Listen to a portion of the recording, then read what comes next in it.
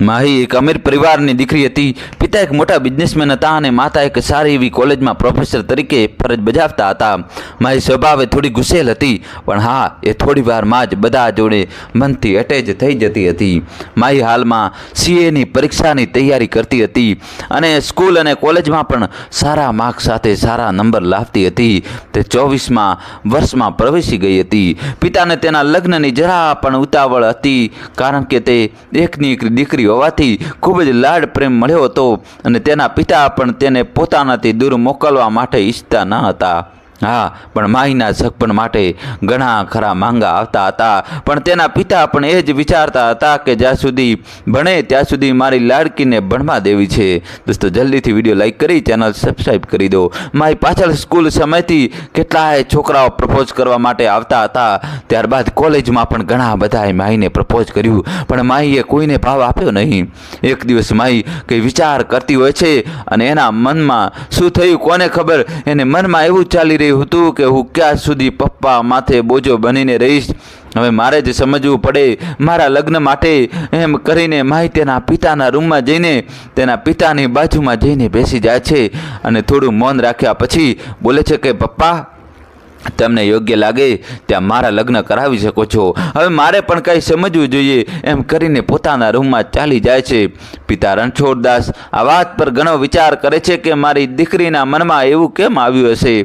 થોડી જ ક્ષણોમાં માહીના મમ્મી રસોડાનું કામ પતાવીને રૂમમાં આવે છે અને રણછોડદાસ પાસે જઈને બેસે છે। શોભાબેન, માહીના મમ્મી રણછોડદાસને પૂછે છે, કેમ એટલા બધા ચિંતિત છો તમે? માહીએ કંઈ કહ્યું? તમે કાંઈ તો બોલો। રણછોડદાસ બધી વાત કરે છે અને બંને પતિ પત્ની થોડી ચર્ચા વિચારણા કરે છે અને પછી સૂઈ જાય છે। દોસ્તો, કહાની છેલ્લા સુધી જોજો ને વિડીયો લાઈક કરી દો। આજે તો રવિવાર હતો એટલે બંને માણસ થોડા મોડા જાગીને નાસ્તો કરે છે, ત્યાં સુધીમાં તો માહી પગ નીચે આવી જાય છે। રણછોડદાસ તેમના ફોનમાં વિવિધ છોકરાના ફોટા અને એમની માહિતી જોવે છે। ત્યારબાદ એક સાત્વિક કરીને એક છોકરો ત્રણેયને પસંદ આવે છે। પહેલાં સુમિત પટેલને ફોન કરીને કહે છે, તે જે મહીના માંગાની વાત કરી હતી ને, પેલા સાત્વિક જોડે એમને પસંદ છે, તો શું તું અમને આજે સાંજના સમયે અમારા ઘરે લઈને આવીશ? હા, કેમ નહીં રણછોડભાઈ, એ મારા ભાઈ જ થાય છે, તો હું એમને અત્યારે જ કહું છું। અમે કરીને ફોન કાપે છે ત્યાં સુમિતભાઈ તને મોટા ભાઈને બધી વાત કરે છે અને સાંજે મળવા માટેની વાત નક્કી કરે છે। સાત્વિક બસ એના નામ જેવો જ સાત્વિક હતો અને તે પોતાની એક કુરિયર કંપની ચલાવતો હતો। તેને ભણતરમાં MBA કર્યું હતું। સાત્વિકના પિતા એક બિલ્ડર હતા અને તેમનો સ્વભાવ થોડો તિકાસ ભર્યો હતો। સાંજના 4 વાગ્યા હશે ત્યાં સુમિતભાઈ પોતાના મોટા ભાઈ, ભાભી અને સાત્વિકને લઈને રણછોડદાસના ઘરે પહોંચે છે।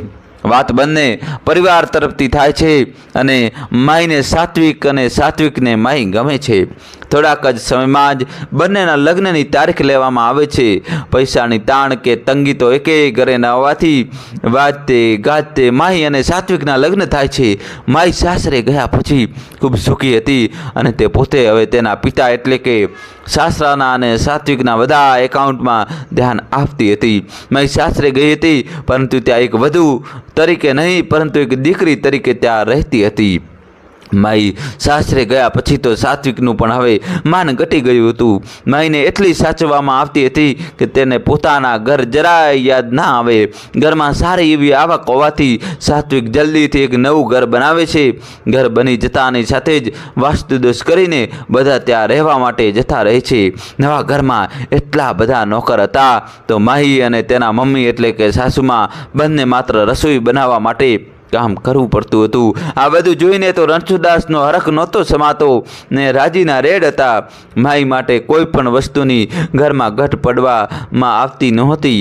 માહી અને સાત્વિક એકબીજાના અતૂટ પ્રેમ બંધનમાં બંધાઈ ગયા હતા। દોસ્તો, કહાની છેલ્લા સુધી જોજો અને ચેનલ સબસ્ક્રાઈબ કરી દો। સાત્વિક દર અઠવાડિયે માહી માટે કપડાં અને દાગીના લાવતો અને સાત્વિક કેટલા પણ ફંક્શનમાં જાય ત્યાં માહી જોડે જ હોય। બંને એકમેકને હવે અતૂટ રીતે બંધાઈ ગયા હતા। જ્યારે માહી અને સાત્વિક બહાર નીકળે ત્યારે બંને એકબીજાના મેચિંગ જ કપડાં પહેરતા હતા. આવી રીતે થોડા દિવસો પસાર થઈ ગયા. એક દિવસ સાત્વિકનો ઓફિસ પરથી માઈને ફોન કરીને કહ્યું કે આજે આપણે પેલા ભાવેશના ઘરે પાર્ટીમાં જવાનું છે, તો તું માઈ આજે થોડી વહેલા તૈયાર થઈ જાજે. હું રાત્રે આવું એટલે તરત નીકળવાનું છે. હું પણ આજે પપ્પાની ઓફિસ પરથી જલ્દી આવી ગઈ છું, તો કોઈ વાંધો નથી. જ્યારે તમે કહો ત્યારે નીકળી જઈશું. થોડી વાર પછી સાત્વિક ઓફિસમાં અને માઈ ઘરના કામમાં વ્યસ્ત થઈ જાય છે. સાત્વિક પોતાનું કામ પતાવીને ઘરે આવવા નીકળે છે. માઈ બસ લેપટોપમાં કંઈ કામ કરતી હોય છે. ત્યાં તેની મૈત્રીનો કોલ આવે છે. આ કોલ જોઈને માઈ ખૂબ જ ખુશ થઈ ગઈ, કેમ કે મૈત્રી માહીની બાળપણની બહેનપણી હતી અને બંને બે શરીર અને એક આત્મા હતા. મૈત્રી હાલ યુએસએમાં તેના પતિ જોડે રહેતી હતી. દોસ્તો જલ્દીથી વિડીયો લાઈક કરી દો. માઈ કોલ ઉપાડે છે. ઓય તને ખબર છે કેટલા દિવસે યાદ કરી હે કાબરી? ત્યાંથી બસ શાંતિ છે. તારા જેવું થોડીને હોય બેન. હા યાર, એ પણ છે. મારે તો પિતા સમાન સસરા અને માતા સમાન સાસુમાં મળ્યા છે. ઓય તને એ વાત કેવા ફોન કર્યો હતો કે પેલો આશીષ હતો ને, જે તને પ્રપોઝ કર્યું હતું, એ પોતે આત્મહત્યા કરીને મરી ગયો. અરે સાચે? હું ના માનું. એ હરામી એ તો કેટલી બધી મારા જેવી છોકરીઓની લાઈફ બરબાદ કરી નાખી હતી. સારું થયું નપાવટ મરી ગયો. સાલો પોતાની પૂરી પાડવા કેટલી બધી છોકરીઓની ઇજ્જત વેચી નાખી એને તો. મૈત્રી બોલે છે, સારું હું તને પછી ફોન કરું. રોહન જાગી ગયો. અને હા, તું મને માસી ક્યારે બનાવે છે બોલતો સાલી. પોતે તો હજી ના બની, પણ પોતે માસી બની કાંઈ હો. હવે જલ્દી કર, મારે પણ માસી બનવું છે હો. અમે કરીને મૈત્રી ફોન કાપી નાખે છે. થોડી વારમાં માહીએ કામ કર્યું પછી પાછું એ મૂકીને કાંઈ વિચારવા લાગે છે. આજે પહેલી વાર માહીને પોતાનો ભૂતકાળ યાદ આવે છે અને બેડ પર સૂઈ જાય છે. જે વાતને માહી ભૂલી ગઈ હતી એ વાતને વારંવાર યાદ કર્યા કરે છે. આજે માહીની નજર સમક્ષ તેનો ભૂતકાળ ગરબા રમવા આવ્યો હતો. તેને તો ભૂતકાળમાં ડૂબીને એકાદી જગ્યા પર ગૂંચવાઈ ગઈ હતી. આશીષ નડિયાદનો હતો અને તે સુરતમાં મામાના ઘરેથી ભણતો હતો. દોસ્તો ચેનલ સબસ્ક્રાઈબ કરી દો અને છેલ્લા સુધી જોજો. માઈ અને આશીષ બંને ક્લાસમેટ હતા. બંને એકબીજાને ખૂબ જ પ્રેમ કરતા હતા. જ્યારે પણ કોઈ માહીને પ્રપોઝ અથવા તો ફ્લર્ટ કરવા આવે તો માહીનો એક જ જવાબ હતો, હું આશીષની જ છું અને કાયમ એની જ રહેવાની છું. આશીષ પણ માહીનો એટલો જ વધારે ખ્યાલ રાખતો હતો જેટલો સાત્વિક માહીને ચાહતો હતો. માઈ ઘરેથી નીકળ્યા પછી બસ સ્ટેન્ડ પર આશીષની રાહ જોતી અને બંને સાથે સાથે કોલેજ જતા. ઘણીવાર તો બંને કોલેજ પરથી બંક મારીને દાંડી, ઓલપાડ કે પછી ડુમસ પણ જઈ આવતા હતા. માઈ અને આશીષ બંને એકબીજા વગર રહી શકતા ન હતા. બસ હજી દિવાળી ગઈ જ હોય છે અને કારતક મહિનો શરૂ થાય છે. માઈ કષ્ટભંજન દાદાને બહુ જ માનતી હોવાથી એ આશીષને કહે છે, ચાલ આપણે સારંગપુર હનુમાનજી મહારાજના દર્શન માટે જઈએ. અમસ્તા પણ મમ્મી પપ્પા બહાર ગયા છે તો કોઈને ખબર નહીં પડે. દોસ્તો છેલ્લા સુધી જોજો, હવે નવો ટ્વિસ્ટ આવશે. ચાલ જઈએ, પણ એક શરત છે મારી, બોલ મંજૂર છે? મને તો તારી એક નહીં 1000 શરત મંજૂર છે બેબી. મારી કાર લઈને આવું, એમાં જવાનું છે. બોલ છે મંજૂર? હા મંજૂર છે, પણ એ કારમાં ડીઝલ હું પુરાવીશ. તને એ વાત મંજૂર છે? થોડી વાર આના કાની પછી બંને નક્કી કર્યું કે બંને સરખે ભાગે ખર્ચો વેચી દેશે. બીજે દિવસે સવારે વહેલા બંને સારંગપુર કષ્ટભંજન દાદાના દર્શન કરવા માટે નીકળી જાય છે. રસ્તામાં થોડી ઘણી વાતો કરે છે અને પછી આશીષ માઈને પૂછે છે, ઓય પાગલ, તું મને કેટલો પ્રેમ કરે છે? મને એ તો કે. સાવ સાચું કહું ને તો મારા ધબકારા તારા નામે જ ચાલે છે પાગલ. તને ખબર, જો કોઈ પ્રોબ્લેમ પડે તો તું મને મૂકીને ચાલી નહીં જાય ને? શું તું ગાંડો થઈ ગયો છે? હું કોઈ પણ ભોગે તારાથી અલગ નથી થવાની, અને જો તું થયો ને તો જોઈ લેજે હો. હા તો હું પણ તારા માટે ગમે કરવા માટે તૈયાર છું. બોલ શું કરું? મારા માટે તારે કંઈ કરવું હોય ને તો તું કાયમ ખુશ રહેવો જોઈએ, બસ એ જ માંગુ. બોલ રહીશ? બંને એકબીજાના મનને પ્રેમ કરતા હતા. બંને ઘણા બધા સમજુ પણ હતા. બંનેને કેટલાય મોકા મળ્યા હતા, પણ બંનેમાંથી એકેય પ્રેમ શબ્દનો દુરુપયોગ નહોતો કર્યો. હા, બંને હસી મજાકમાં થોડા ઓપન હતા. બંને પોતાના પર એટલો ભરોસો હતો કે અમે ક્યારેય અમારી હદને પાર નહીં કરીએ. માઈ અને આશીષ કષ્ટભંજન દાદાના દર્શન કરીને પાછા આવતા રહે છે.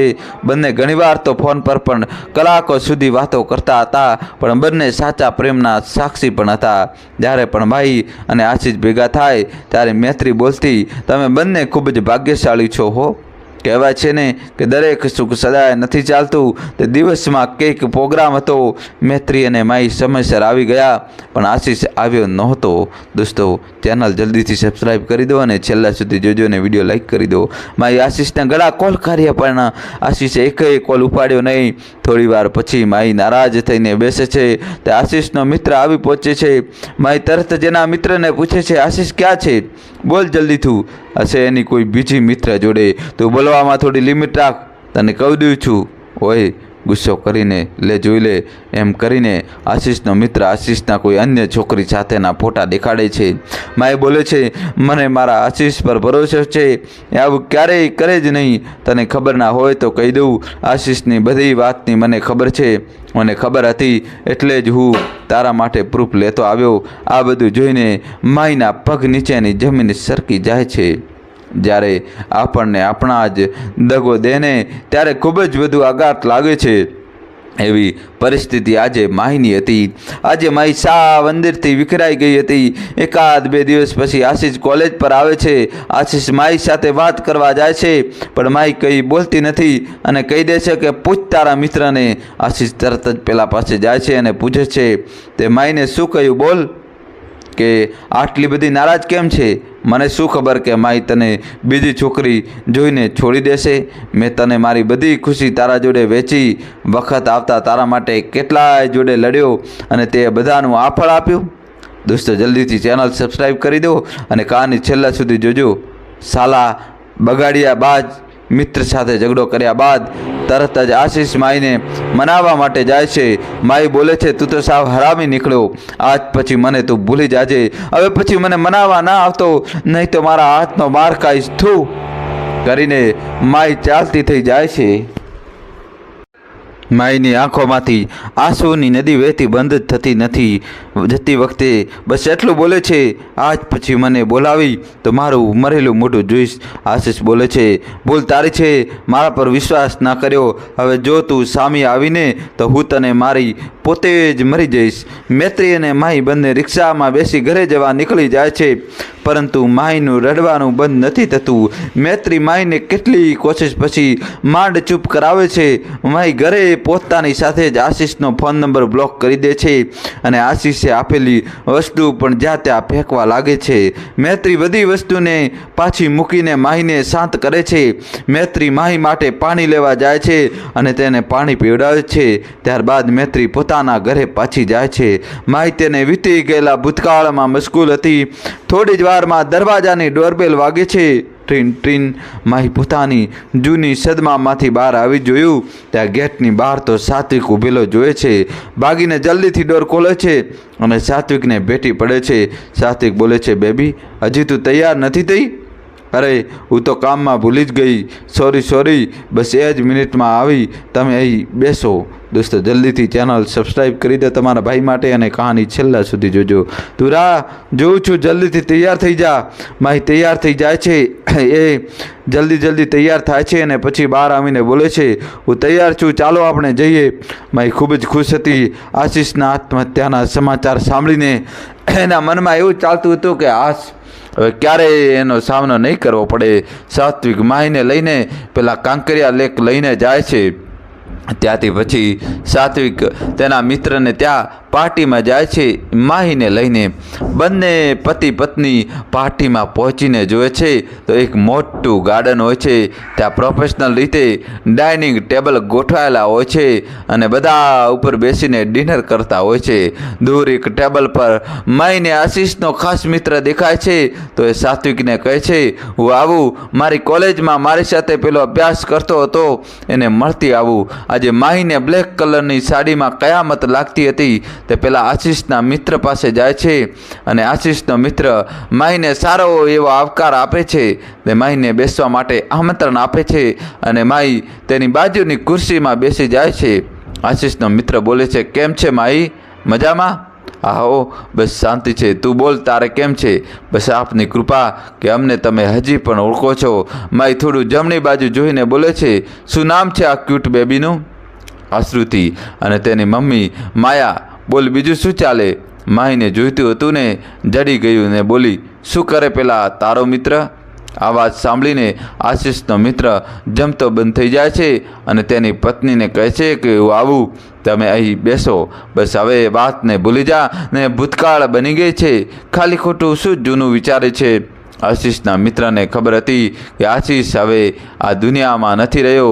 માઈ બોલે છે, કેમ ચૂપ થઈ ગયો? કંઈક તો બોલ. શું બોલું યાર, તને સાફ સાચું કહું ને તો આશીષ તો ધરાઈને હેરાન થવા જોઈએ. તને આવું બોલતા શરમ નથી આવતી?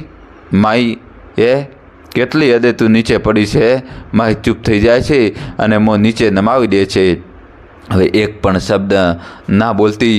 મારા મિત્ર વિશે નહીં તો એ બેસવા માટે નહીં પરંતુ ઊભા રહેવા માટે જગ્યા નહીં મળે. આશીષના મિત્રની પત્ની રોકે છે અને બોલે છે, બસ કરો, હવે તમે બંને બીજાની પાર્ટીમાં આવ્યા છો, તારે સાંભળવું જ છે ને તો સાંભળ. તમે ગમે એટલું છાનું છુપીને પ્રેમ કર્યો પણ બધાને ખબર તો પડી જ ગઈ હતી, કેમ કે સાચો પ્રેમ કદી છુપાઈને નથી રહેતો. તારી અને આશીષની વાતો આખા ગામમાં થવા લાગી હતી. તને ખબર છે, આ વાતની જાણ તારા અને આશીષના પિતા બંને પણ થઈ ગઈ હતી. ત્યારબાદ આશીષ ઘરે ગયો ત્યારે આશીષના પિતાએ આશીષને હદ વગરનો માર્યો હતો. 3-4 દિવસ સુધી જમવા પણ નહોતું આપ્યું અને ચાલી પણ નહોતો શકતો. તેનો મોબાઈલ પણ તેના પિતાએ લઈ લીધો હતો. દોસ્તો, કહાનીમાં નવો ટ્વિસ્ટ આવશે, છેલ્લા સુધી જોજો અને વિડીયો લાઈક કરી દો. એટલે એને તારા કોલેજના જવાબ ના આપ્યા અને તું પેલા સાગરની વાતોમાં આવી ગઈ. તારે સાંભળવું જ છે ને તો સાંભળ. તમે ગમે એટલું છાનું છુપીને પ્રેમ કર્યો પણ બધાને ખબર તો પડી જ ગઈ હતી, કેમ કે સાચો પ્રેમ કદીને છુપાઈને નથી રહેતો. તારી અને આશીષની વાતો આખા ગામમાં થવા લાગી હતી. આ વાતની જાણ તારા આશીષના પિતા બંનેને થઈ ગઈ હતી. ત્યારબાદ આશીષ ઘરે ગયો ત્યારે આશીષના પિતાએ આશીષને હદ વગરનો માર માર્યો હતો. 3-4 દિવસ સુધી તો જમવાનું પણ નહોતું આપ્યું અને ચાલી પણ નહોતો શકતો. તેનો મોબાઈલ પણ તેના પિતાએ લઈ લીધો હતો. એટલે એને તારા કોલના જવાબ ના આપ્યા. એટલે તને એમ થયું કે કોઈ બીજા જોડે હશે? આશીષનો મિત્ર બોલે છે, હા, મારી જ ભૂલ હતી કે હું આશીષની વાતમાં આવીને તારા પાસે આવીને ખોટું બોલવાનું નાટક કર્યું. જ્યારે આશીષ 3-4 દિવસ કોલેજ પર ના આવ્યો એટલે હું તેના મામાના ઘરે ગયો. એના મામાએ કહ્યું કે આશીષના પ્રેમ સંબંધોની ખબર પડી એટલે આશીષના પિતા આવ્યા અને તેને ગામડે તેડી ગયા છે. મેં તેના મામા પાસેથી આશીષના ગામનું એડ્રેસ લીધું અને ત્યાં ગયો ત્યારે મને બધી હકીકતની ખબર પડી. આશીષે મને અમારી મિત્રતાની સોગંદ આપીને ખોટું બોલવા માટે કહે છે અને પછી હું આશીષને મારા જોડે પાછો સુરત લાવ્યો અને એને મને કીધું, યાર, માહીને આ વાત કરીશું તો એ સહન નહીં કરી શકે, એટલે પ્લીઝ એને તો ના કહેતો. બસ તારે મારું એક કામ કરવું પડશે. બોલને ભાઈ, શું કામ કરવાનું છે? માઈ ક્યારેય મારા પ્રેમને છોડવા માટે નહીં માને, એટલે આપણે એના પાસે ખોટું બોલવું પડશે. આ પણ ખોટું તો શું બોલવાનું એ તો કે. બસ તું તારી મિત્ર જોડે મારા ફોટા પાડીને માઈને દેખાડ એટલે મને નફરત કરવા લાગશે ભાઈ. પણ આવું કરવું જરૂરી છે? હા ભાઈ, મારા ઘરે માહીને કોઈ નહીં સ્વીકારે એટલે હું માહીની લાઈફ બરબાદ કરવા નથી માગતો. પછી મેં આશીષના કહેવાથી હું તારા પાસે ખોટું બોલ્યો. આ બધું સાંભળીને માહીની આંખમાંથી આંસુની ધારા વહેતી બંધ થતી નથી. માહી આશીષના મિત્રને પૂછે છે, તો પછી એને આત્મહત્યા કેમ કરી? તને ખબર છે કે અમુક ઉંમર પછી લગ્ન માટે સારું ના લાગે. હા, તો આશીષ કાંઈ એટલો બધો પણ તો સહનશક્તિ વગરનો તો નહોતો જ. હા, તું સાફ સાચું બોલે છે અને તે તારા સિવાય કોઈને થવા માંગતો ન હતો અને ઘરેથી લગ્નના દબાણના કારણે તેને આત્મહત્યા પસંદ કરી. જે દિવસે હત્યા કરી તે દિવસે મને ફોન કર્યો હતો ને કીધું હતું કે માહીનું ધ્યાન રાખજે અને મારી એક મેસેજ માહી સુધી પહોંચાડી દેજે ભાઈ. અને પછી ફોન કટ કરી નાખે છે. પછી મેં એને ફોન કર્યા પણ તેનો ફોન સ્વિચ ઓફ આવવા લાગ્યો. હું જલ્દીથી એના ઘરે ગયો ત્યાં મારે મોડું થઈ ગયું હતું. આશીષ આ દુનિયામાં રહ્યો ન હતો. આ વાત કરતાં કરતાં આશીષના મિત્રની આંખો પણ નમ થઈ ગઈ હતી. દોસ્તો, કહાની છેલ્લા સુધી જોજો અને ચેનલ સબસ્ક્રાઈબ કરી દો. માહીનું રડવાનું બંધ થતું ન હતું. આશીષનો મિત્ર માહીના મોબાઈલમાં એક મેસેજ મોકલે છે. આ મેસેજ આશીષનો હતો અને તે એક ઓડિયો ક્લિપ હતી. માહી આ આ ઓડિયો ક્લિપ શરૂ કરે છે। હાય મારા પાગલ, મને માફ કરજે હો, હું તારા પાસે ખોટું બોલ્યો, મારા પાસે બીજો એકેય વિકલ્પ જ ન હતો, એટલે મેં આવું પગલું ભર્યું। હું સદાય માટે તને જ પ્રેમ કરતો હતો અને સદાય માટે તને જ પ્રેમ કરતો રહીશ। મારા ઘરવાળા તને સ્વીકારવા માંગતા ન હતા, એટલે મેં જ અનિલને કહ્યું હતું કે તું માહીને મારા એડિટ કરેલા ફોટા દેખાડીને માહીના મનમાં આવું ભરી દે કે મારી કોઈ બીજી છોકરી જોડે અફેર સંબંધ છે, એટલે તું મને નફરત કરવા લાગીશ અને તને મારાથી ખૂબ જ નફરત થઈ જશે। બસ મારે એ જ જોતું હતું અને એ જ થયું। પાગલ, હું ક્યારેય સપનામાં પણ બીજી કોઈ છોકરીને નથી વિચારી શકતો। હું તને હદ વગરનો પ્રેમ કરું છું। Love you, I miss you. Audio clip બંધ થઈ જાય છે। થોડી જ વારમાં સાત્વિક આવે છે અને મારીને ઘરે જવા માટે કહે છે અને પૂછે છે, ઓ મેડમ, શું થયું? કેમ રડો છો? કાંઈ નહીં, બસ ઘણા સમય પછી મળાને એટલે જૂની યાદો મનમાં આવી ગઈ। બસ ચાલ હવે લેટ થાય છે। સાત્વિક અને માહી બંને ઘરે જવા નીકળી જાય છે। ઘરે પહોંચી તો સાત્વિક થાકેલો હોવાથી માહીની બાજુમાં તરત સૂઈ જાય છે, પરંતુ આજે માહીને નીંદર નથી આવતી। આખી રાત જાગે છે। સવારે વહેલા ઉઠી સાત્વિક આઉટ ઓફ સ્ટેશન જાય છે। માહી હજી પણ આશીષના સદમામાં હતી। દોસ્તો જલ્દીથી વિડીયો લાઈક કરી દો। સાત્વિકના ગયા પછી તરત માહી અનિલને કોલ કરે છે અને કહે છે, તું આજે ફ્રી હોય તો આજે અને અત્યારે જ મારે આ આશીષના ઘરે જવું છે, પણ હું કંઈ નથી જાણતી, તારે આવવાનું છે મારા સાથે। આ ચાલ, હું તને લેવા આવું છું। અનિલ માહીને લઈને આશીષના ઘરે જાય છે અને આશીષના ફોટોને ભેટીને બેહદ રડે છે। આ જોઈને આશીષના માતા પિતા પણ રડવા લાગે છે, સાથે સાથે અનિલ પણ રડવા લાગે છે। આ દ્રશ્ય જોઈ એવું લાગી રહ્યું હતું કે જાણે આશીષ અને માહી બંને એકમેકમાં પરવાઈ ગયા હોય। થોડીવાર પછી અનિલ અને માહી ઘરે પાછા આવવા નીકળી જાય છે। આજે એવું લાગતું હતું કે આશીષ પોતે નીચે આવીને માઈને બેટીને રડતો હોય। બસ એ દિવસથી આજ સુધી માઈ ઘરે પહોંચી ગઈ હતી, પણ મન તો હવે આશીષ પાસે હતું। થોડાક મહિના પછી માહીને ઘરે પારણું બંધાય છે અને ઘરે દીકરાનો જન્મ થાય છે।